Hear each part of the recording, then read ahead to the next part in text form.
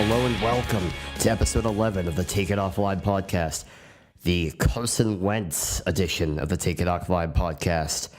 My name is Mike Imgood, and today I'm riding solo, doing the podcast by myself. Woo! That'll be fun. Let's do this. So yeah, today is Wednesday, April 4th. Don't fact check me on that. But yeah, today's April 4th. And the most important thing about today is that it is the 2-month anniversary of the Eagles winning the Super Bowl. And actually, I'm going to stop myself right there because I hate it when people say that. You know, you can't have a month anniversary. That completely defeats the purpose of the word anniversary. Anniversary means, year. So here I go criticizing myself to begin the whole thing. So we're off to a fine start already, but let's go. Yeah, it's been 2 months since the Eagles won the Super Bowl. I am celebrating by wearing a Super Bowl champion Eagles hoodie right now while I record the podcast. And I've also probably should be filing for bankruptcy at this point by the amount of Eagles gear that I've bought. Probably at least one item per week because this has just been a monumentous occasion and I'm so happy that they won, and I'm gonna say it every day how happy I am that they won. But yeah, so it's been 2 months and I'm excited, still excited. But really, we need to take a look at the bigger picture here. It's April 4th and I'm looking outside my window right now and I see snow. And that's not okay because it's April and Mother Nature needs to get the memo that you can't do that. You can't snow in April. That's just not cool. March, it's okay. When you get to the latter half of March, it gets a little bit iffy for me. Maybe you should stop snowing. I mean, once it hits spring, which we've been in spring for weeks now, just cut it out. Stop the snowing. We'll be in good shape. But here we sit. It's April 4th. And we got snow. And that's not okay. So, Mother Nature, cut it out. And it's cold. Why is it cold? It shouldn't be cold. I don't want it to be cold. But, hopefully in a few weeks we'll get the weather back up. We'll get it warm again. We can move into summer and everyone will be happy and the sun will be shining, full of that vitamin D. And it'll be good. We'll all be happy. So, yeah. But in other news, Easter was this past weekend. Hope that everyone listening had a happy Easter. I surely did. It was nice. I went home, visited the family a little bit. Didn't do anything too exciting. Just had dinner with my family and all that. But I like Easter as a holiday. It's gives you an excuse to. Actually, the reason I liked Easter this past year was because it was on April Fool's Day. And one of the best Easter pranks that I saw, and it wasn't from anyone I know, it was just from, seeing different things on the internet, but it was parents who would go outside and hide Easter eggs for the kids. They said that they were hiding Easter eggs for kids, so they would have these kids go out and try to find these Easter eggs that were hidden out, in the backyard or whatever they were hiding these eggs. But because it was April Fool's Day, they just decided to not hide the eggs.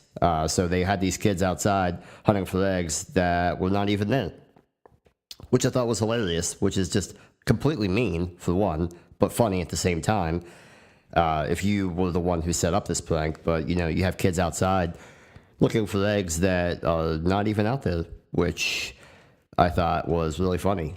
But another interesting thing that I saw that I thought was kind of cool was it was a Easter egg hunt for adults, but it wasn't really an Easter egg hunt. So this one mother had gone out and hid craft beers out in the yard, and then had all the kids go out and they had a 6-pack holder, and they were out there finding all these different beers out in the yard to go find, which I thought was a nice spin on the old Easter egg hunt idea. So that was pretty cool. But with that, let's jump into some news and noteworthy topics. So, just when I thought that kids couldn't get any more dumb, they come up with a brand new thing to make me rethink all of my ideas. So, back like in one of the early episodes of the Take It Offline podcast, we talked about the Tide Pod Challenge, where the kids were going out and daring each other to eat Tide Pods, because that can only lead to good things. But these kids were doing it, apparently because the Tide Pods just looked so delicious to them. But the kids have doubled down on this Tide Pod Challenge, and now they're moving on to something that's just as asinine and just as stupid. And that's the condom snorting challenge, which, when I first saw this, I thought it was a joke, in the same way that I thought the Tide Pod Challenge was a joke. But it's not, and it's a big problem. So I was looking online, and I came across this article from CBS News. And it was a video that CBS News had on their site. And it was this doctor. So it showed like a few videos of kids doing the condom snorting challenge, where they would take a condom and they would put it in their nose, and they would snort it through their nose and then go and pull it out through their mouth, which, like, when you see this, it makes you just want to gag, because it's disgusting. It's just, I can't fathom who in their right mind thought about doing this. But this is what they're doing. And they showed a video of a doctor talking in a doctor's office, and he was called a quote-unquote expert, and he was telling these kids to stop doing this because it could cause you damage. And I'm not an expert, and I'm going to tell you that exact same thing. I think that they didn't need to bring in an expert to tell these kids that this is a bad idea. Like, I just do me a favor, if you go look this up, because it's just so ridiculous to me. Why anyone, for one, how did they even think of this? Like, who looked at a condom and was like, "Oh, I'm just gonna, stick this in my nose to see if I can pull it out through my mouth"? Dumb, just dumb. So, this is my advice: if you're thinking about doing this, don't. But yeah, so that was something I saw, and it just the stupidity of people just amazes me sometimes, and I'm hoping that this is the end of these like dumb challenges. I hope that we don't see like this evolve into something that's even worse. Like, I don't even want to say what could come next, because I don't want to put that idea into anyone's head, because that would just be awful. Like, just stop. So yeah. And then, last week we had Kenny and Courtney on, and we got into a nice little debate about the Disney bracket that's been going around, which was that was a lot of fun. It was a lot of fun to do the bracket. It was a lot of fun to go with Kenny and Courtney through this bracket. Courtney and I had a lot of similar tastes in our movies, but Kenny, I respect Kenny's ideas. He thought, he genuinely believed that Cars was the best movie on that list, and I got to give it to him. I got to give him props for, backing that opinion and just taking it the whole way through. I personally don't feel that way, but, props to Kenny for that. Obviously, to me, Lion King is the superior Disney movie, but, everyone's entitled to their own opinions. But I was looking online at some, so the bracket that we had put together for the podcast last week, it was one that I had made based on like IMDb rankings and like how many people had ranked or rated the movie. So I kind of seeded it that way I thought made it a little bit more fair. But I did a little bit of research on the brackets that other people had done online, and I had a few takeaways that kind of shocked me that, some people felt this way about some of these movies that were on that list. And I kind of wanted to go through some of them. So in the one bracket, so the way that the brackets that were online were seated, they had Toy Story 1 and Toy Story 2 going up against each other. And there wasn't just one occurrence of this happening, but several, where Toy Story 2 beat Toy Story 1. And I tried to say, I saw this, and if it would have just been one case, I would have kind of just been like, oh, that person is just, they don't know what they're talking about. You know, obviously they're just trying to have a hot take by picking Toy Story 2 over Toy Story 1. So I would have let it go. But I saw maybe like 2 or 3 cases of this where people had picked Toy Story 2 as a better movie than Toy Story 1. And I don't get it. Like, I know that, you could always argue that the original was better than any sequel that comes out after it, but I genuinely think that Toy Story 1 is just an all-around better movie. And I think that if you asked 10 people, that 10 of those people would agree that Toy Story 2 is a better movie. So that just stuck out to me as being odd. And then another one that I saw, and I can understand this one a little bit, but they had, in the bracket that they had, I think it was like the Elite Eight or something, they had Moana going up against Lion King, and Moana won. In several cases, like this, again, this was not just like a one-off situation when they were thinking that Lion King, or that Moana was better than Lion King. There was like several instances of Moana beating Lion King. And now I understand kind of where that's coming from.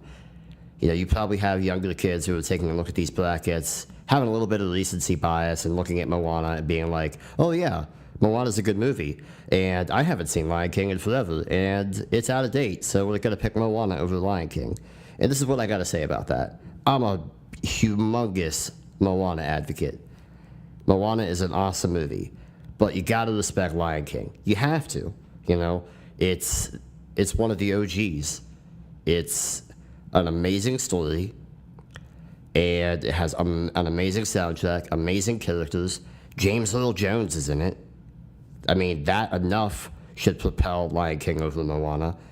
But I thought, obviously I picked it to win the whole thing, but I just thought that was interesting. And I think that comes from a little bit of recency bias. So if you still have yet to fill out the bracket, and I encourage you to go onto my Facebook page and find the bracket that I posted and fill it out, because it was a lot of fun having everyone reach out to me with some of the takeaways from that bracket. It was cool to have some of that discussion with all of you, and I enjoyed doing that. But yeah, I just didn't. Those were 2 that really stuck out to me.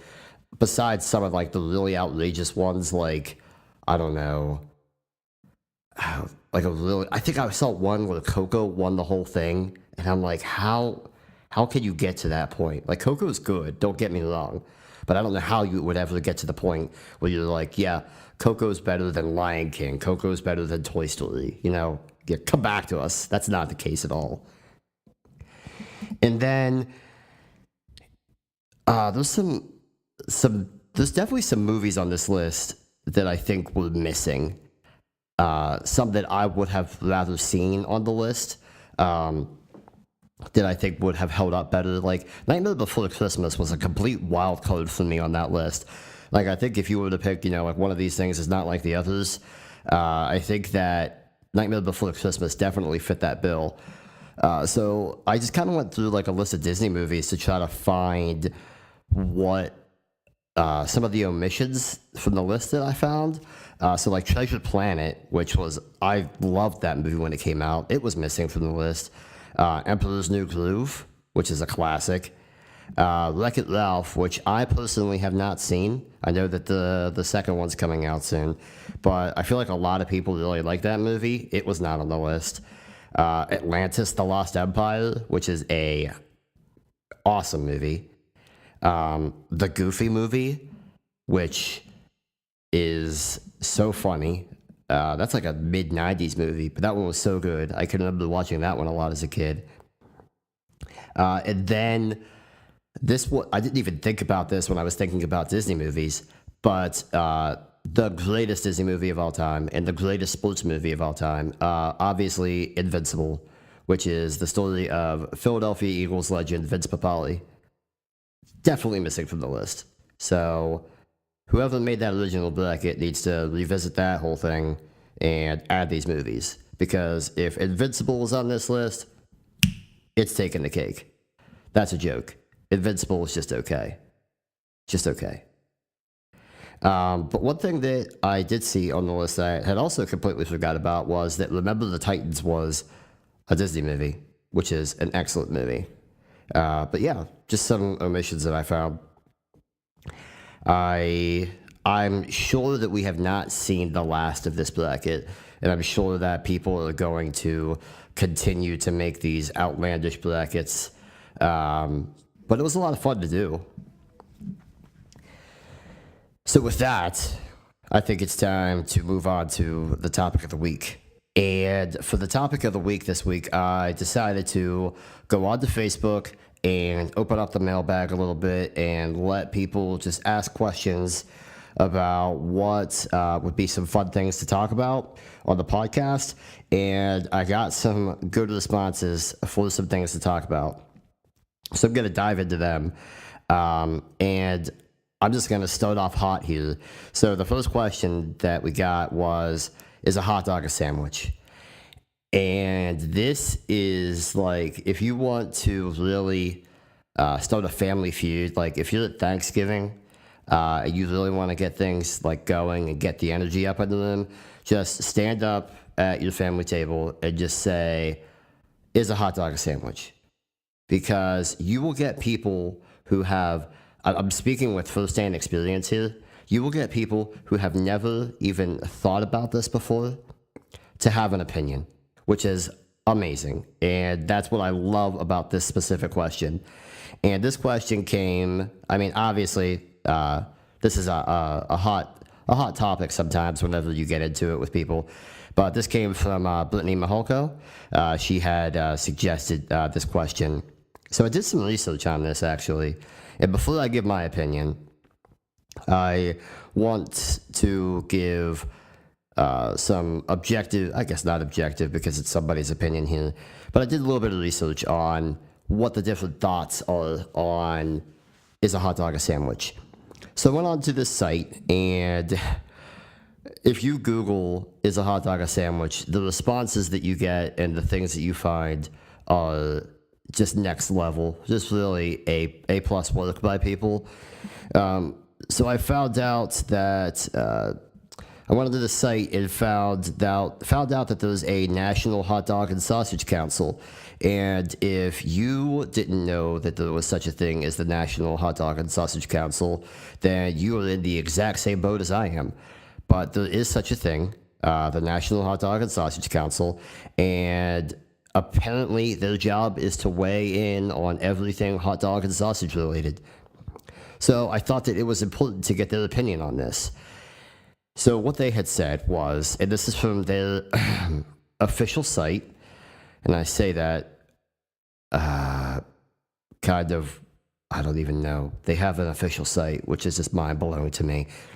But I went there, and they have an official site, and it says, and I quote, limiting the hot dog's significance by saying it's, quote, just a sandwich is like calling the Dalai Lama, quote, just a guy. Now, hold on a second. That seems like such a big stretch. And whenever I saw this quote, I couldn't even wrap my mind around it. The National Hot Dog and Sausage Council literally compared a hot dog to the Dalai Lama. Not directly, but with the same type of context. Now, I would agree with you that the Dalai Lama, I would agree with you, National Hot Dog and Sausage Council, that the Dalai Lama is not just a guy. I would agree with you there.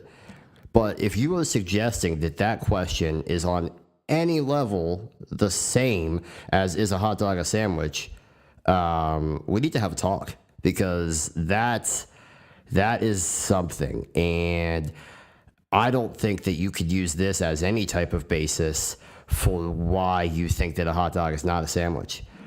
And then I kind of had another thought here. So this is coming from the National Hot Dog and Sausage Council, obviously.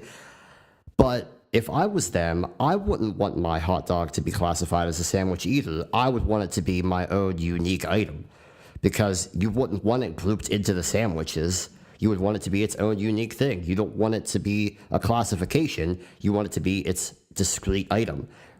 So I get where they're coming from here and why they say that the hot dog is not a sandwich. I get where they're coming from. I think that the logic is flawed, though, and I don't think that this is I think that this is a completely subjective opinion. That's my opinion, though. So I also went through, and on the same site, the National Hot Dog and Sausage Council, they had a lot of different people weigh in on this, a lot of famous people. So I decided to go. They had like all these different quotes of people talking about if they thought a hot dog was a sandwich or not. And I went through, picked out some of these quotes. So the first one that I found, and I thought it was important to have a little bit of opinion from a chef. So Anthony Bourdain, who has a lot of like food-related TV shows on television. So I thought, he's a well-respected a guy. So I thought a chef. So I thought it was important to, get his opinion on this. So what he says is, quote, "The bread is a delivery system, a ballistic delivery system. It is not a classic sandwich in my view. If you were to walk into any vendor of fine hot dogs and ask for the hot dog sandwich, they would probably report you to the FBI. That seems a bit extreme to me, Anthony Bourdain. I don't think that what you're saying here makes a whole lot of sense for your justification for why a hot dog is not a sandwich. But you're a respected chef. I respect your opinion. There's a lot of hyperbole in this. You refer to a bread as a ballistic delivery system. I don't really know what that means. But you also call a hot dog not a sandwich. So I will keep that in the back of my mind as I try to form my opinion. And the next quote that I found on the National Hot Dog and Sausage Council site was a quote by American hero Joey Chestnut. And if you don't know who Joey Chestnut is, he beat Kobayashi at the 4th of July Nathan's Hot Dog competition. It was a monumentous occasion in American history. He will go down in history as being an American hero, yada, yada, yada. But he also commented on this. And he says, and I quote, "You start considering a hot dog a sandwich and you're like, oh, because there's carbs around it, that you have to start kinda, is a gyro a sandwich? Because that's kinda like, no, you have to keep that division. Joey, I respect you, but that makes no sense. To compare a hot dog to a gyro is absurd. They're not even remotely the same. A gyro has a shell, a hot dog does not. I think that's all I really got to say about that. So thanks for playing, Joey. You're still awesome. You still beat Kobayashi for the record, but I can't take that opinion seriously. Sorry, respect you, but we're gonna have to move on. And then the final quote that I found was from Alton Brown. And if you don't know Alton Brown, he has a gigantic presence on the Food Network. I know when I was growing up, I don't know why I did this, but I watched a lot of Food Network when I was growing up. But he had a show on there called Good Eats, I think, that was really good. And he's he explains cooking and stuff really well. But he took to Twitter to weigh in on the hot dog, is a hot dog a sandwich debate. And what he came up with was simply, yes, a hot dog is a sandwich, hashtag true story. Thank you, Alton. There's not a whole lot to dissect there. You think a hot dog is a sandwich. So I also respect that opinion. And, not to spoil it, well, I'm going to spoil it, a hot dog is a sandwich. Plain and simple, a hot dog is a sandwich. Because if you look at what is common between any sandwiches, it is a piece of meat in between two slices of bread. You add your toppings, and that's pretty much it. That description describes perfectly a hamburger, a ham sandwich, A hot dog? Plain as that. A hot dog is a sandwich. It's a piece of meat in between two slices of bread. A la your hot dog bun. I don't know how there's any argument here. I respect you, Anthony Bourdain. I respect you, Joey Chestnut, for your opinions, but you're wrong. You're just wrong. I'm sorry. A hot dog is 100% a sandwich. That's all I got to say about that. Yeah. So moving on to the next one is soup cereal. And this came from Alan Smith. Now this one I like a lot because this one gets you thinking. You know, the hot dog is a sandwich debate. That one's pretty common, but this one is cereal soup. This would get you thinking because on the surface you're kind of like, no, they're completely different. They're not even remotely the same. I don't know how anyone could think that cereal is soup. And then you think about it. And you think about all the commonalities between cereal and soup. You put it in a bowl. It has like a broth-ish. It's got ingredients in it. You eat it with a spoon. You know, what's really different about cereal and soup? So I also did a Google search on this one. And I found this article by Vice, who actually went on the streets in New York and interviewed people to see if they believed that cereal was soup. And so I went through here and I looked at some of these responses. So Vice interviewed this girl named Inez, who's 21, and she's a bartender. And her response was, no, soup, cereal, this is a tricky question. I wouldn't say I'm going to have a bowl of soup for lunch and then have cereal. Soup is soup because it is more salty, and she asks the question. That's a good point, I guess. Would you say that soup is more salty than cereal? I don't like her argument of saying I wouldn't say that I'm going to have a bowl of soup for lunch and then have cereal, because you could argue that point for a lot of things. You know, I don't necessarily think that that's a good argument to have, because if I was going to have cereal for lunch, I would just say I'm going to have cereal.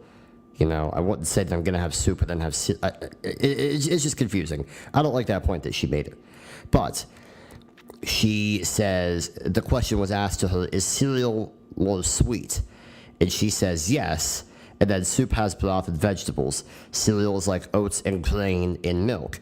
Cereal doesn't have to be cooked. And then she goes on, then, you know, Vice asks her about oatmeal. Is oatmeal soup because it has to be cooked? And then this is kind of where it goes off the rails, because she says that oatmeal is soup because it has to be cooked. So she's saying that oatmeal is soup, but cereal is not soup. But if you were to go into any grocery store aisle, you would definitely find oatmeal in the cereal aisle. So if we're using the transitive property here, if oatmeal is soup and cereal is found with oatmeal, you would probably classify oatmeal as cereal, and if oatmeal is cereal, then cereal is soup. It's as plain as that. I don't think we have to go any further. Yes, cereal is soup. You eat it in a bowl, you eat it with a spoon, it has broth or milk, and then it has other things inside of it. I don't think that the argument that it has to be cooked is a good one. I think that if you look at the concept of what cereal and soup are, I think that they are, you know, pretty much the same. You could argue that you would eat one hot and one cold. You don't necessarily have to do that. You could definitely eat cold soup. I would not personally eat cold or hot cereal, except if it was oatmeal, proving my own case. But yeah, that's kind of how I weigh in on that. So yes, soup is cereal, in my opinion. By the way, if you have any thoughts on these, I would love to hear them, because I love to have these kind of, I won't call them hot takes, because they're not that hot takes, you know. We just like to have fun here. It's a lot of fun. But moving on, the next one that we came to, and this one kind of blew my mind a little was, is a Pop-Tart a ravioli? And this came from Mark Milnowski. Now, when I first saw this one, I was like, there is no way on God's green earth that a Pop-Tart is a ravioli. And then you sit and think about it.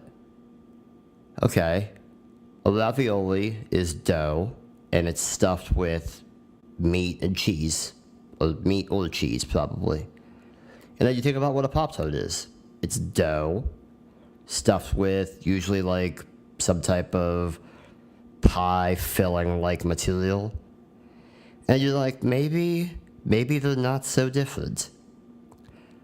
My only counter argument to this here would be that, yes, it is. They're both the same in the regard that they're both dough with like a filling inside.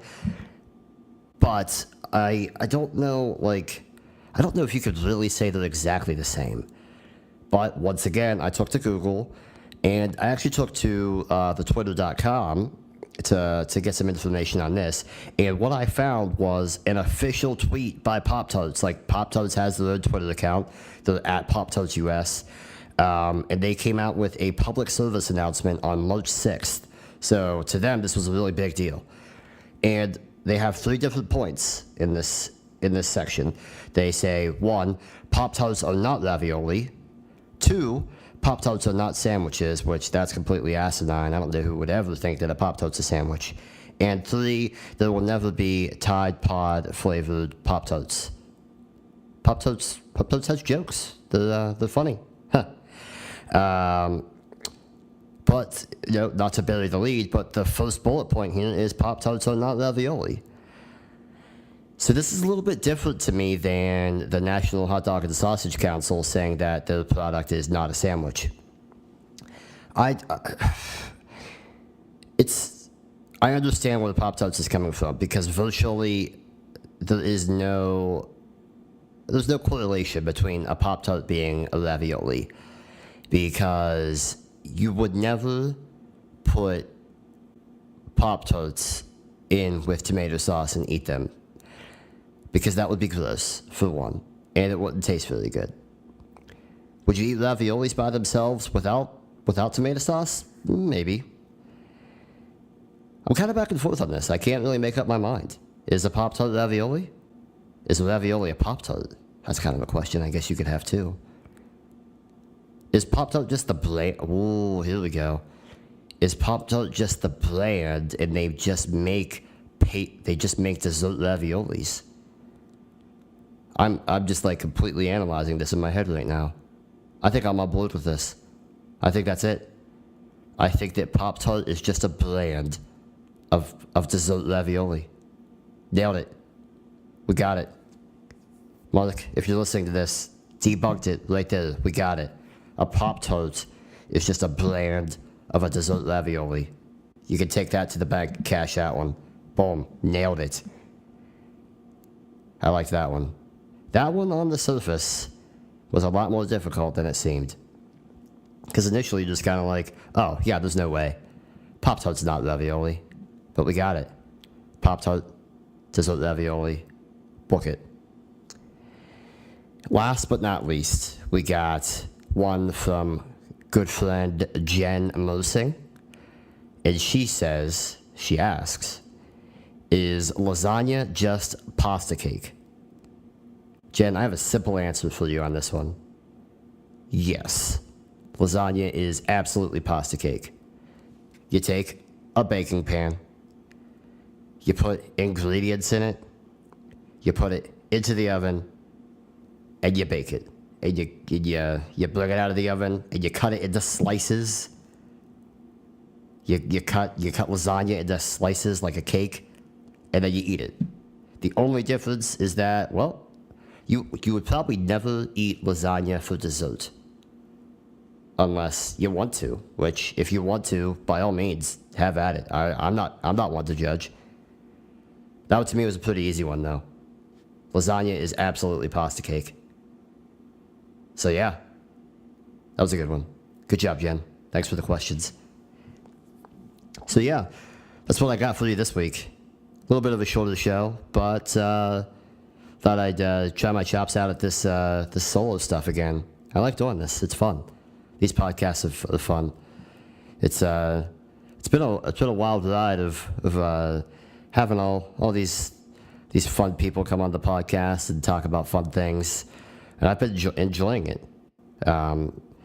So with that, I don't think there's any point in belaboring the podcast anymore. So we're gonna get to some closing thoughts here. As always, I'd like to plug the show. So if you could do me a favor, head on over to iTunes or Apple Music or whatever the platform is that you'd like to listen to the podcast on. Head over to Google Play Music and SoundCloud and YouTube, and head on over and subscribe to the podcast for me. It lets me know that you guys are enjoying it, that you're listening to it, that you're just letting me know that you're liking it. I want to know that you're listening to it and having a good time with it. And as always, if you have any questions for me or any ideas for topics for the show, send it on over to the Take It Offline podcast email. You can find me at takeitofflinepod@gmail.com. And as always, you can go over to the Take It Offline Facebook page. You can find it by searching Take It Offline podcast on Facebook. So if you go on over to the Facebook page and click the like button, that helps me out a lot too. Helps me know that you guys are enjoying the show. So with that, I'm going to close the show. And until next time, I will see you later.